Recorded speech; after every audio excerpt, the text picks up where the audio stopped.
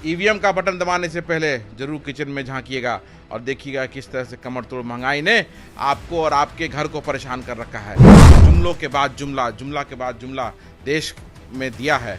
अब उसका जवाब देने का समय जनता का आ गया है। प्रधानमंत्री जी जुमला देने में एक्सपर्ट हैं और वो कहाँ गए, किन लोगों के पास जाकर के उन्होंने चुनावी आगाज शुरू किया।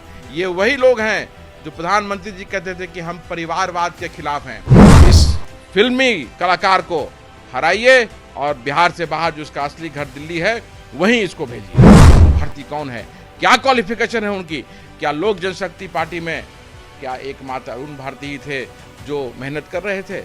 हजारों किलोमीटर जो हमारी जमीन है उसको चीन अधिग्रहित कर रहा है और पिछले 2-3 महीने से, और ये उचित मौका है और अब इस बार अगर नहीं रोका गया इन्हें तो ये इस देश का ये आखिरी चुनाव होगा। फिर राजेश वर्मा एक ऐसा व्यक्ति जिस पर scheduled caste and scheduled tribe का केस लगा हुआ है भागलपुर में। पिछले दिनों प्रधानमंत्री नरेंद्र मोदी बिहार के जमुई पहुंचे थे, जहां पर उन्होंने राजद सुप्रीमो लालू प्रसाद यादव के साथ साथ इंडिया अलायंस पर जमकर निशाना साधा। उन्होंने यह साफ कहा कि जिस तरीके से लालटेन का जमाना जो लाना चाहते हैं ये इंडिया अलायंस के लोग, अब ट्यूबलाइट का जमाना आ गया है। ऐसे में जिन लोगों ने बिहार वासियों से, देशवासियों से लूटने का काम किया है उनसे निकालने का काम करेंगे। ऐसे में और भी कई सारे आरोप प्रत्यारोप जो है वो नरेंद्र मोदी ने इंडिया अलायंस के नेताओं पर लगाए। हमारे साथ बात करने के लिए कांग्रेस के युवा नेता आदित्य पासवान है, जुड़ेंगे, बात करेंगे। आदित्य जी, कैसे देख रहे हैं, नरेंद्र मोदी बिहार आए थे, कई सारे आरोप लगा रहे थे, खासकर कांग्रेस पार्टी पर भी आरोप लगाते हुए नजर आ रहे थे। देखिए, ये तो प्रधानमंत्री जी का पुराना तरीका है कि वो विपक्षी पार्टियों के बारे में झूठ बोलते हैं और प्रचार करते हैं। तो आज देश के लोगों को उसी कड़ी में इसको देखने की ज़रूरत है कि किस तरह से वो झूठ अलग अलग प्रदेशों में जाके बोलते हैं। बिहार में भी आए थे, 2015 का दिन वो याद कीजिए, समय वो याद कीजिए जब आदरणीय प्रधानमंत्री जी बिहार में आए थे और उन्होंने खुले मन से कहा था कि हम बिहार को लाखों करोड़ों का पैकेज देंगे, और वो पैकेज लगता है दिल्ली से चला और आज तक बिहार नहीं पहुंचा। बिहार इस चीज़ को याद रखा हुआ है और जिस तरह से आदरणीय प्रधानमंत्री जी ने जुमलों के बाद जुमला, जुमला के बाद जुमला देश में दिया है, अब उसका जवाब देने का समय जनता का आ गया है। तो मैं आपके माध्यम से पूरे देश के लोगों से अपील करना चाहूँगा, बिहार के लोगों से अपील करना चाहूँगा कि याद कीजिएगा वो दिन जब कोविड के दौरान बिना किसी प्लानिंग के आप लोगों को छोड़ दिया गया था। मैं उन मजदूर भाइयों से कहना चाहूँगा कि आप याद कीजिए जब कैसे साइकिल से और पैदल आपको अपने घर तक आना पड़ा था और कितने लोग अपने घरों तक नहीं पहुंचे थे और सुसाइड करने को मजबूर हुए थे। मैं आपके माध्यम से कहना चाहूँगा कि प्रधानमंत्री जी को देश की गृहिणियाँ जवाब देंगी और अपने ईवीएम का बटन दबाने से पहले जरूर किचन में झांकिएगा और देखिएगा किस तरह से कमर तोड़ महंगाई ने आपको और आपके घर को परेशान कर रखा है। मैं आज देश के बेरोजगार युवाओं से अपील करना चाहूँगा कि अपना मत देने से पहले, जो पहली बार के मतदाता भी हैं जो दिग्भ्रमित होते हैं आज सोशल मीडिया के माध्यम से, आप अपना मत देने से पहले ये सोचिएगा कि जो 2 करोड़ रोजगार देने की बात की थी तो अभी तक 10 वर्षों में 20 करोड़ लोगों को रोजगार मिल जाता, जबकि 12 करोड़ लोग आज देश में बेरोजगार हो गए। जो बेरोजगारी का दर 35% था आज वो 64-65% हो गया है।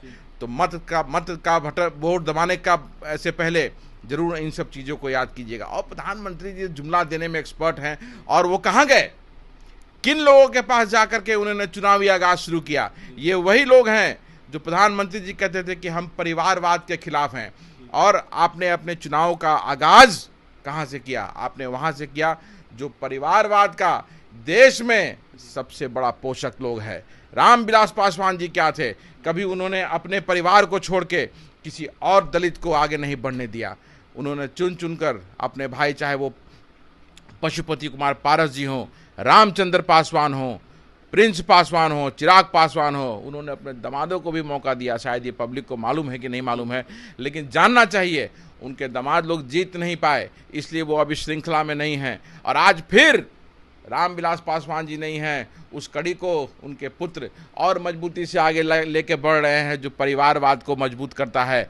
उन्होंने अपने बहनोई को वहाँ टिकट दिया। अरुण भारती कौन है, क्या क्वालिफिकेशन है उनकी, क्या लोक जनशक्ति पार्टी में क्या एकमात्र अरुण भारती ही थे जो मेहनत कर रहे थे। आज जो ज़मीन से जुड़े कार्यकर्ता उनके साथ हैं, उनका हक मार करके अरुण भारती, जिसकी क्वालिफिकेशन सिर्फ यही है जो रामविलास पासवान जी के दामाद हैं और चिराग पासवान के बहनोई हैं। राजेश वर्मा एक ऐसा व्यक्ति जिस पर schedule caste and schedule tribe का केस लगा हुआ है भागलपुर में, जिसने एक शेड्यूल कास्ट के ऑफिसर को मारपीट किया और प्रताड़ना किया, वैसे व्यक्ति को आप खगड़िया से उतारे हैं जिस पे SC ST का एक्ट लगा हुआ है। तो ये बताता है कि किस तरह से आप मनुवाद के चंगुल में फंसे हुए हैं और मनुवाद की गोद में बैठे हुए हैं। याद कीजिए वो दिन जब नीतीश कुमार जी ने इनकी पार्टी तोड़ी थी, अशोक चौधरी जी इंस्ट्रूमेंटल थे उसमें, एकमात्र विधायक इनके राजकुमार थे, उनको भी इन्होंने तोड़ करके अपने साथ मिला लिया। बीना देवी जी के यहाँ ही सारी मीटिंग होती थी, इंस्ट्रूमेंटल थे। आज बीना देवी जी को भी टिकट दे दिया इन्होंने और श्याम भवी चौधरी जी को भी टिकट दे दिया इन्होंने। तो जिस व्यक्ति को अपने आत्मसम्मान से मतलब नहीं है, पूरे बिहार का पासवान समाज हैंड्स डाउन इनके साथ था और इनको समर्थन दिया, अपने स्वाभिमान को साथ लगाया। लेकिन उस स्वाभिमान को चिराग पासवान ने सौदेबाजी करने में 1 मिनट नहीं सोचा। तो मैं आपके माध्यम से बिहार के पासवानों से अपील करना चाहूँगा कि इस सौदागर, इस फिल्मी कलाकार को हराइए और बिहार से बाहर जो उसका असली घर दिल्ली है वहीं इसको भेजिए। यानी कि असली परिवारवादी कोई है तो वो चिराग पासवान है आपका। मेरे कहने से थोड़ा ना होगा, ये इनका 40 वर्षों का इतिहास बताता है कि परिवार से आगे कभी इन्होंने किसी को देखा ही नहीं। क्या वहाँ जो उनके कार्यकर्ता थे जिन्होंने इनके साथ मेहनत की, इनके बुरे वक्त में खून पसीना अपना लगा के पार्टी को मजबूत किया, क्या वो नहीं थे? शक्ति का उल्लेख कर रहे थे नरेंद्र मोदी, कह रहे थे कि जब आप लोगों की सरकार यूपीए की हुआ करती थी उस वक्त कोई भी आता था हमारे देश में घुसता था, हमारे लोगों को मार के चला जाता। ये सब चीजें मतलब कैसे लोग इस चीज को मानेंगे? आज हम शुरू से दुश्मन देश में घुस करके दुश्मनों को धूल चटा के आए हैं। बांग्लादेश क्या किसने तोड़ा? बांग्लादेश कैसे बना? आज के लोग जो नरेंद्र मोदी जी के भाषण को सुनते हैं उसको सच मान लेते हैं। उनको जानना चाहिए कि कब युद्ध हुआ पाकिस्तान से और कब हमने उनको बार बार धूल चटाया। तो ये सब बेकार बात है और आज ये मुझे शर्म आती है और अफसोस होता है कि आदरणीय प्रधानमंत्री जी इस तरह की बातें करते हैं कि जब लद्दाख में हजारों किलोमीटर जो हमारी ज़मीन है उसको चीन अधिग्रहित कर रहा है और पिछले 2-3 महीने से क्या नाम है उनका, सोनम वांगचुक जी भूख हड़ताल में बैठे हैं और the media has blackened him out और उनको वो न्यूज़ नहीं दिखाया जा रहा है। वो किस लिए भूख हड़ताल पे हैं और लद्दाख के लोग उनके साथ क्यों हैं? लद्दाख के लोग सिर्फ इसलिए हैं कि वो चाहते हैं कि जो अधिग्रहण चाइना लगातार कर रहा है उसको रोका जाए। लेकिन आज कहाँ उसकी चर्चा अगर आप कर देंगे और भारतीय जनता पार्टी के मित्रों से पूछेंगे तो आप जो पूछेगा वो देशद्रोही हो जाएगा। तो देश को समझना होगा कि किस तरह से जुमला और झूठ बोल करके ये आपका वोट लेने का काम करते आए हैं और ये उचित मौका है। और अब इस बार अगर नहीं रोका गया इन्हें तो ये इस देश का ये आखिरी चुनाव होगा। फिर इनके खुद के सांसद साक्षी महाराज जी का बयान आया है कि ये चुनाव आखिरी होगा। और जिस तरह से संविधान बदलने की बात इस सरकार में हुई है, पहले कभी नहीं हुई थी। संविधान के मूल स्वरूप से कभी भी छेड़छाड़ नहीं किया गया। जब भी जरूरत पड़ी है नियमों में बदलाव करने के लिए तो संविधान में संशोधन हुए हैं और आगे भी होते रहेंगे और आगे भी होते रहने चाहिए। लेकिन उसके मूल स्वरूप से छेड़छाड़ कभी नहीं की थी। बाबा साहब ने संविधान बनाया था, बराबर बनाया था, सभी को हक दिया था उसमें, चाहे वो महिला हो, छात्र हो, अनुसूचित जाति जनजाति हो, सबके लिए। लेकिन उस संविधान से छेड़छाड़ करने की बात हुई है।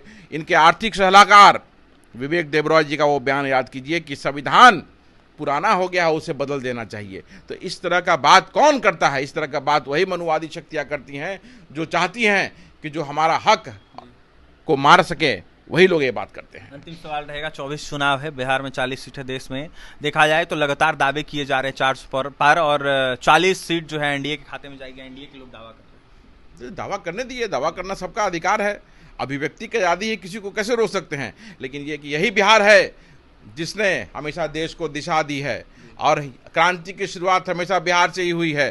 और आने वाला समय जो अंडर करंट चल रहा है भारतीय जनता पार्टी के खिलाफ, जब 4 जून को जब रिजल्ट आएगा तो मालूम चलेगा बिहार के नहीं पूरे देश के लोगों को कि बिहार ने एक बहुत बड़ा जनादेश इंडिया अलायंस को दिया है।